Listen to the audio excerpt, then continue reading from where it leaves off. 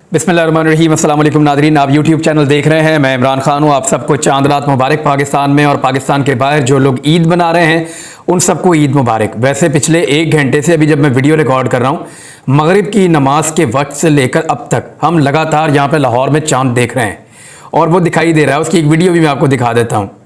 यानी अंधेरा हो गया, मस्जिद में चले गए, मस्जिद में जो एतकाफ़ पे लोग बैठे हुए थे उनको भी उठा दिया, वापस आए तब भी चाँद दिखाई दे रहा था। रोज़ा खोलने के वक्त चांद दिखाई दे रहा था। फिर जब एतकाफ़ के ऊपर बैठे हुए दोस्तों को उठाया मस्जिद से जाकर, वहाँ से बाहर निकले, फिर मैंने देखा फिर चांद नज़र आ रहा था। तो ऐसा कभी किसी चांद रात पे हुआ नहीं। अल्लाह ताला हम सब की इबादत और हम सब के रोज़े कबूल फरमाए। इससे ज़्यादा मैं कुछ कहना नहीं चाहता। तो आप सबको बहुत बहुत चांद रात मुबारक, आप सबको बहुत बहुत ईद मुबारक। अब आप आ जाएँ, ईद मुबारक मैं आपको कह रहा हूँ तो एक चीज़ आप सारे याद रखिएगा कि शहीद अरशद शरीफ के घर पे भी ईद है और हमने एक आदमी खो दिया है। उन तमाम शोहदा को भी याद रखें जिन्होंने पाकिस्तान के लिए कुर्बानी दी है, लेकिन अरशद शरीफ ने ये लड़ाई पाकिस्तान के लिए लड़ी है। वो निहत्ता और तन्हा लड़ता रहा, उसने तकालीफ और मुसीबतें बर्दाश्त की। अरशद शरीफ की जगह हम में से कोई और भी हो सकता था, लेकिन शहीद अरशद शरीफ को कीनिया में शहीद किया गया। उनकी शहादत के बाद उनके बच्चों की ये पहली ईद है। उन्हें अपनी दुआओं में याद रखिएगा, हर लम्हा उनके लिए दुआ कीजिएगा और ये दुआ मांगे कि जिन्होंने शहीद अरशद शरीफ के लिए पाकिस्तान की सरजमीन तंग की है, अल्लाह ताला उनको जो है, अब मैं बदवा देना नहीं चाह रहा इतनी बड़ी रात को, अल्लाह ताला सबको हदायत दे, लेकिन उनके साथ कानून के मुताबिक सलूक होना चाहिए और उन लोगों को अल्लाह ताला इस बात की सज़ा ज़रूर दे जो उन्होंने एक पाकिस्तान के बेटे के साथ किया है।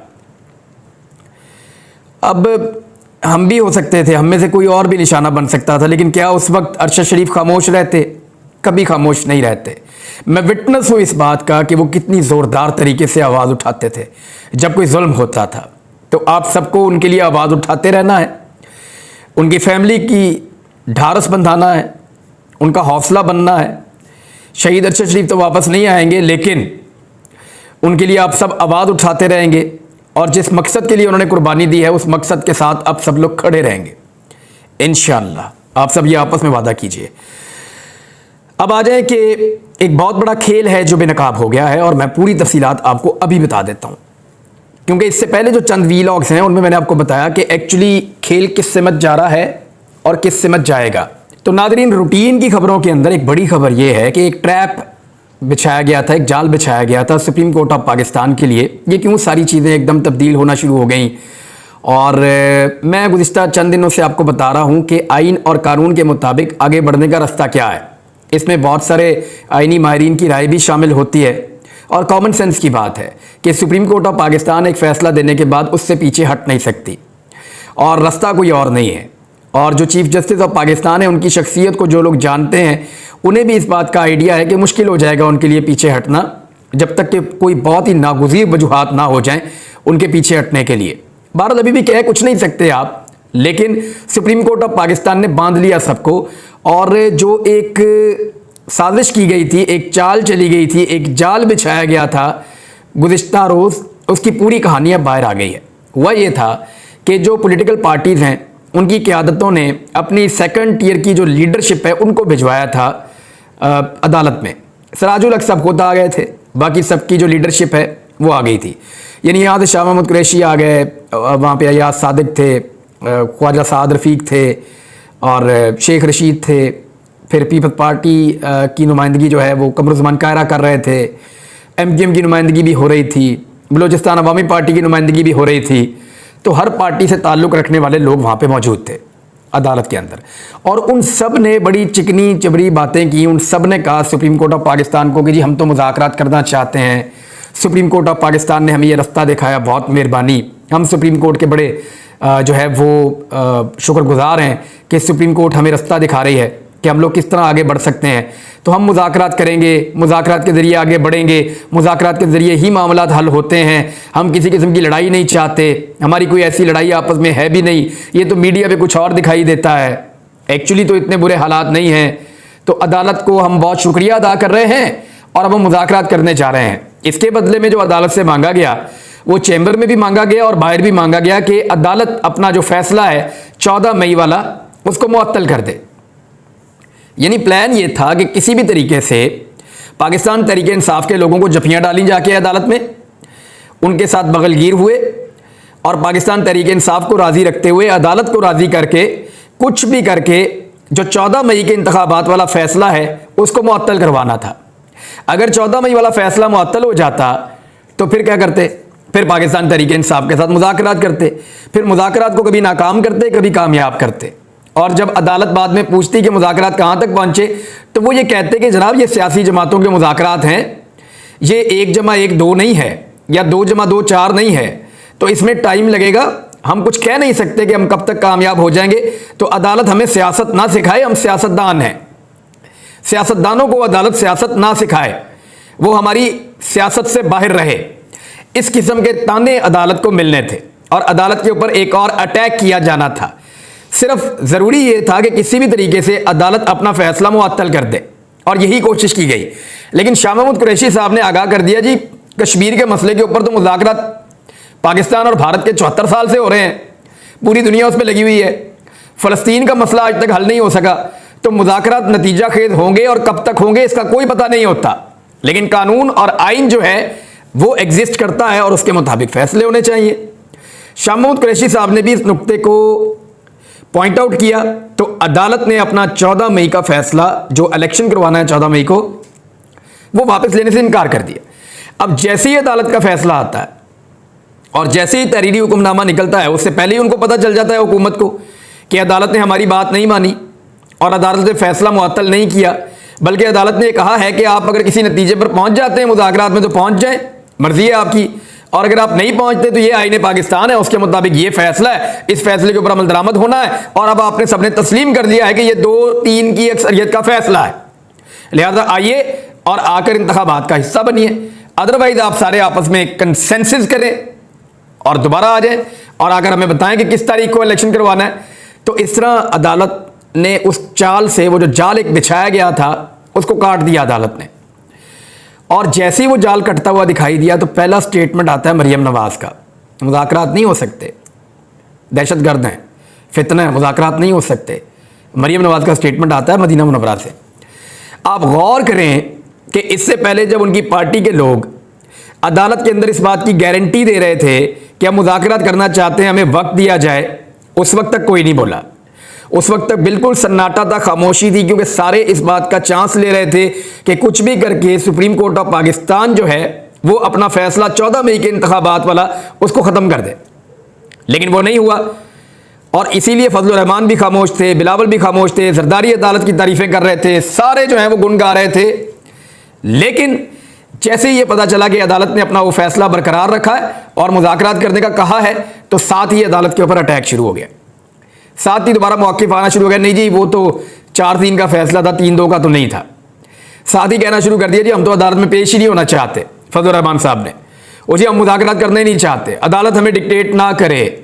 बिलावल का प्रेस कॉन्फ्रेंस, फजलुर रहमान की प्रेस कॉन्फ्रेंस, बाकी सारे पॉलिटिकल लीडर, ये लटरम पटरम सारे शुरू हो गए, रोला पड़ गया पाकिस्तान के अंदर एक दफ़ा फिर। और अब इनकी क्या साजिश होगी ये भी मैं आपको बता देता हूँ। ये अगर कामयाब हो जाते तो ईद के दिनों में पाकिस्तान तहरीक इंसाफ के चेयरमैन को गिरफ्तार करने की एक कोशिश करते जमान पार्क में, और उस कोशिश में एक लड़ाई हो जाती, क्योंकि कारकुन मुज़ाहमत करते, अदालतों ने पहले ही मना किया हुआ है। उस मज़ाहमत के नतीजे में नहीं, अदालती हुक्म की गलत तशरीह करके इन्होंने अटैक कर देना था जमान पार्क पे, कारकुनों ने मुज़ाहमत करनी थी, और फिर इन्होंने अदालत को जाकर कहना था, जी आपने तो 14 मई का फैसला मुअत्तल कर दिया हमारी सर आंखों पे, हम किन के साथ मुज़ाकरात करें, वो तो मार रहे हैं, हम किन के साथ मुज़ाकरात करें, वो तो फाशिस्ट हैं, वो तो जी अटैक करते हैं, वो तो जी रियासत को ही नहीं मानते, दहशतगर्दी करते हैं, इस किस्म की चीज़ें की जानी थी। और उसके लिए मेरे एक दोस्त ने मुझे ये बताया था कि अब इस तरह के लोग भी तैयार किए गए हैं मुबैना तौर पर, जो पुलिस की गाड़ियों को या पुलिस को नुकसान पहुँचाएंगे बहुत तेज़ी से, पाकिस्तान तहरीक इंसाफ के वर्कर्स के अंदर शामिल होकर। ये मुझे एक दोस्त ने कंफर्म किया था और उसने ये कहा था कि ये प्लान किया गया है, और इस तरह पाकिस्तान तहरीक इंसाफ पर पाबंदी लगाने की जो ख्वाहिश है मरियम नवाज़ की या इस्टेब्लिशमेंट की या इनके आसपास के लोगों की, उस ख्वाहिश को पूरा करने की कोशिश की जाएगी। तो एक वो वाला तो सारा का सारा प्लान जो था वो सुप्रीम कोर्ट ऑफ पाकिस्तान के हुक्मनामे ने उसको उड़ा कर रख दिया। अब आ जाए दूसरा मनसूबा, अब क्या होगा। अब अगर मुज़ाकरात करते हैं तो मुज़ाकरात नतीजा खेज क्या हो सकते हैं 14 मई तक। चंद ऑप्शन हैं जिनके ऊपर गौर किया जा रहा है। शहबाज शरीफ साहब ने अपने करीबी लोगों से, जो कानूनी माहिरीन हैं, उनसे मुलाकातें भी की हैं कि नाअहल होने से भी बचना है और अदालत के साथ किसी जंग में भी नहीं जाना चाहते, लेकिन किसी भी तरह करके इलेक्शन को डिले करना है। तो ये कैसे किया जा सकता है? एक तो पाकिस्तान तहरीक इंसाफ को ट्रैप करने की कोशिश की जाएगी, जो उनसे ट्रैप हो नहीं रही। ट्रैप करने की कोशिश ये की जाएगी कि आप अदालत से थोड़ा और वक्त ले लें, हम इतनी देर में ये कर लेते हैं, हम कोई बीच का रास्ता निकालते हैं, मुज़ाकरात बहुत जल्दी जल्दी नहीं हो रहे तो इट विल टेक टाइम, और इस किस्म की चीज़ें की जाएंगी। और दूसरा ये है कि जानबूझकर मुज़ाकरात को नाकाम करने की कोशिश की जाएगी और फिर सारी जमातें बाजमात जाके सुप्रीम कोर्ट ऑफ पाकिस्तान में ये कहेंगी कि जनाब आप बताएं हम कैसे इलेक्शन लड़ें पंजाब में। वो जमात हमसे मुज़ाकरात ही नहीं करना चाहती, हम पूरे पाकिस्तान में एक साथ इलेक्शन करवाना चाह रहे हैं। पीटीआई से कुछ ऐसी डिमांड्स की जाएंगी जिनको पाकिस्तान तहरीक इंसाफ पूरा नहीं करेगी, या उन बातों को पाकिस्तान तहरीक इंसाफ नहीं मानेगी। तो जब तहरीक इंसाफ उन बातों को नहीं मानेगी तो उसी को झगड़े का बायस बनाया जाएगा और फिर अदालत में जाकर कहा जाएगा जी तहरीक इंसाफ बात नहीं मान रही। लेकिन देखें, अदालत में जितनी जबान बोलने के लिए पीडीएम के पास होगी उतनी ही पीटीआई के पास भी होगी, वो भी जाकर अदालत में अपना मौक़िफ़ पेश करेंगे। तो आगे एक लड़ाई जैसा सिनेरियो है और इस सिनेरियो में ज़मान पार्क के ऊपर अटैक भी हो सकता है। अजहर सिद्दीक साहब ने साबिक खातून अव्वल की जानिब से, इमरान खान साहब की अहलिया की जानिब से वज़ीर आज़म और वज़ीर आला को ख़त लिखा है और उन्होंने ये कहा है कि अदालती हुक्म की गलत तशरीह करते हुए अगर ज़मान पार्क पे अटैक किया गया, क्योंकि पहले भी किया गया था, तो इस मामले को फिर हम अदालतों के अंदर, आला अदालतों के अंदर लेकर जाएंगे। ये वार्न किया गया है इस लेटर के अंदर, जो वज़ीर आज़म को और साथ ही साथ लिखा गया है वज़ीर आला पंजाब जो निगरान है उनको।